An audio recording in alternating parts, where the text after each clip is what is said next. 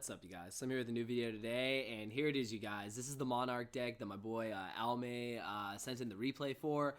This is the version of Extra Deck Monarchs that during the replays you guys saw. Basically, he like OTK'd his opponent, locked him out with the Vanity's Fiend, and then basically did the crazy combos with Ether and Erebus. Deck is still alive. Deck did lose some steam, but you make up for that with some of the cards that actually came off the list, with Lure coming at 3. It upped the consistency of the deck. Gofu coming out, of course, added to the deck's resiliency and its ability to make other plays in the deck. So I think it's really, really cool that the deck is still alive. You know, Vanity's Fiend is so amazing. This card has always been just like one of those monsters that when it gets slammed down on you, if you don't have an out to it, a lot of times you can't even play Yu-Gi-Oh! So I think it's pretty crazy that now, you know, we're in another format where a Vanity's Fiend can lock out even the best decks like Blue Eyes, Burning Abyss, etc. So it's really interesting to see if Monarchs will actually be able to keep up with the format. A lot of people don't think they can. Personally, I'm actually not sure. I haven't tested the deck myself, but it's definitely something I plan to do.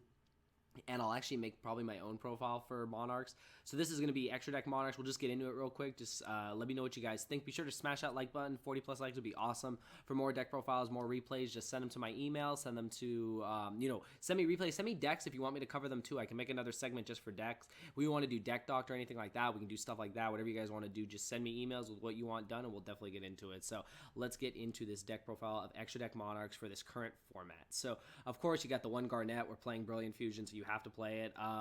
A lot of people have decided that you can either go Garnet or you can go Lazuli with the vanilla, which would be either you can play, I think it's Dark Witch or Jack's Knight. He decided to just go Garnet, go the basic route. It just really depends what you're trying to do. So very, very standard. And of course, the 3 Erebus, it becomes like your main powerhouse Monarch since Ether has gone to 1. It doesn't target. That's what's amazing. You know, send your spells and traps to the grave. Get rid of any problematic card on the field. I think it's just fantastic. Of course, and of course it's dark, that's huge. And then of course the one Ether, sadly it's at 1, but the deck needed to be slowed down a lot, and that really was a heavy hit to the deck.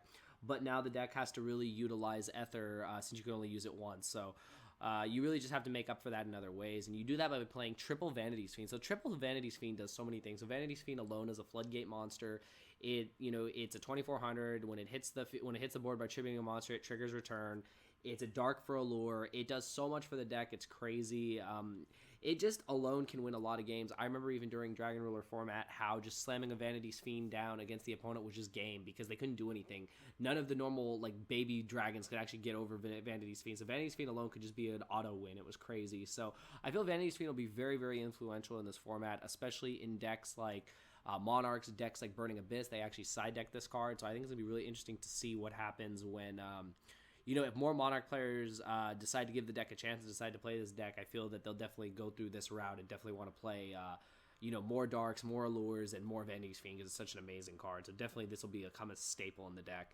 And then one Caius, another Dark target, which is great for Allure. Also really good on its own. If you guys saw, like, he tributed his monster bringing out Caius. Caius'd away the Eidos, burned the opponent for 1,000, and then by doing that, he had enough damage on board to win the game. I think that was really cool. This also gets rid of problematic cards. Burning for 1,000 is great. So I think it's a great card. Plus, it's a single tribute, which gets you into your double tribute. So I think it's just really great for the deck. It's definitely what it needs. I guess it took the place of the third Karaz. He's playing 2 copies of Karaz. Karaz, of course, was fantastic at 3 back when you when you had the multiple Ethers to bring it out. Now that Ether's at 1, 2 Karaz works. You can, you know, pop it, draw cards. You know, you can get yourself going. It's one of those cards that it's an engine card that gets you going. If you don't really draw that well, you can at least have a single tribute on board, draw some cards, and then you can get your double tributes over it. So it's still a good card in the deck. I really like it. I always liked Karaz. I never had a problem with Karaz. 2 is fine now that Ether's at 1. And then, of course, 3 Gofu. It just, you know, it adds to the deck. The tokens are great.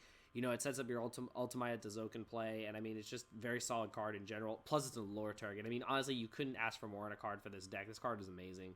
And then 2 copies of Eidos and 2 copies of Idea. You need the Squires in the deck. Idea becomes extremely important with only 1 copy of Stormforth and 1 copy of Pantheism. You need them to just get back your really powerful spells.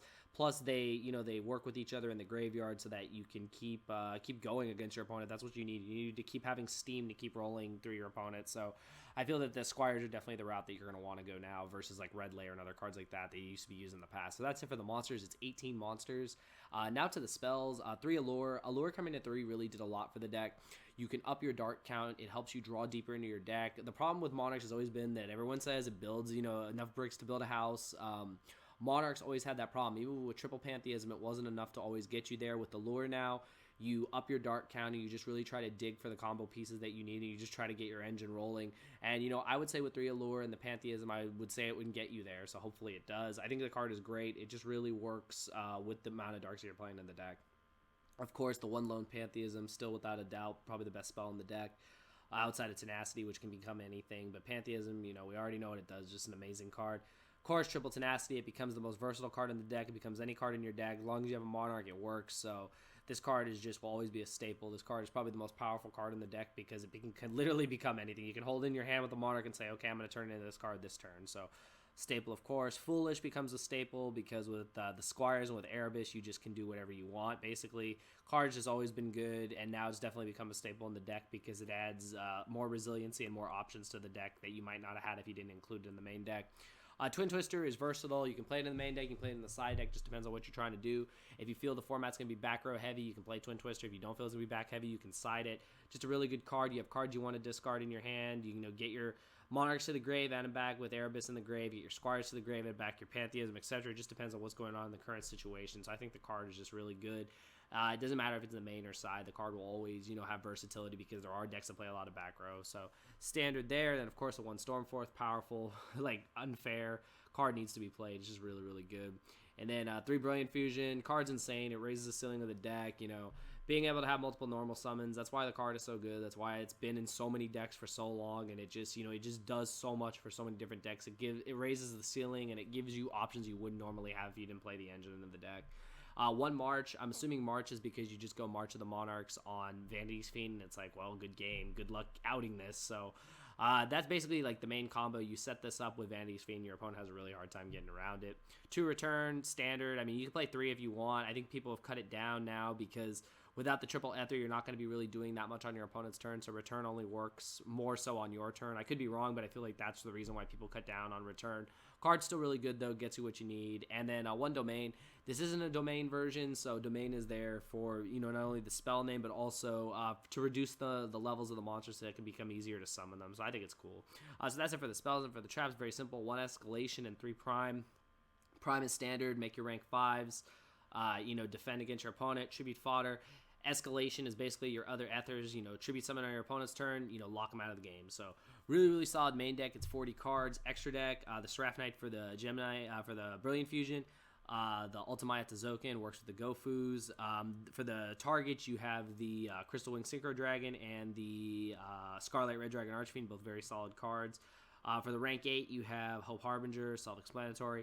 He decided to play double Gaia Charger. I guess it's because it's just, this card just wins games like crazy. So double Gaia Charger. I think this might have actually been a mistake because I don't actually see a Volcasaurus in here. I don't know. I'm going to have to ask him if this was a mistake or not. Maybe I'm wrong, but maybe there's supposed to be a Volcasaurus in here because I don't see one. So I'm assuming it was going to be this and then Volcasaurus.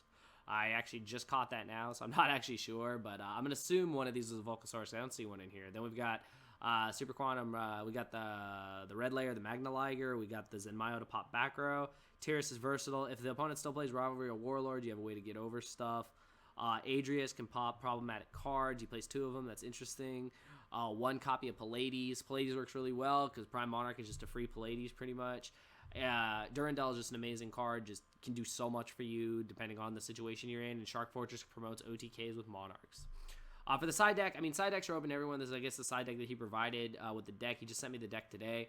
So it's 1 Caius and Mega Monarch, versatile card. You can side in against Burning Abyss, Mirror Match, etc. Just gets rid of more problematic cards at a time. Dark target, trade. He's not playing trade in, but he was playing trade in, be a trade in target. So card's really solid. 3 Gamma Seal, get over problematic monsters. Majesty's Fiend, it's a Monarch. Stops all effects, gets over Burning Abyss, Cosmos, all that. Allied Justice Quarantine, really, really good card. You just summon it. And basically, Blue Eyes can't play, so really cool.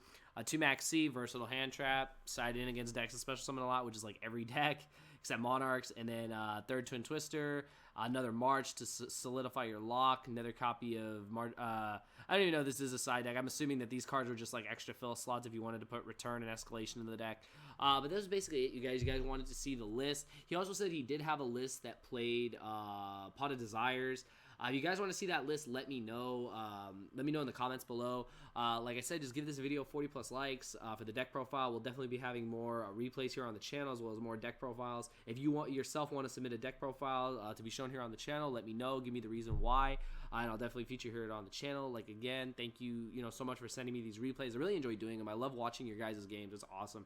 I definitely got to get in more games myself. I haven't been doing too many myself, but I definitely want to get into it. But I hope you guys enjoyed it. Let me know what you guys think about Monarchs. I feel that the deck is still around. The deck should still be prepared for. And what do you guys think? Do you think Monarchs can make a comeback? Do you think they can? I don't think they can get back to the top that they were on before, but I feel they can still be a contender. What do you guys think? Let me know in the comments below. Be sure to smash that like button. I'll see you guys in the next video. Thank you for watching.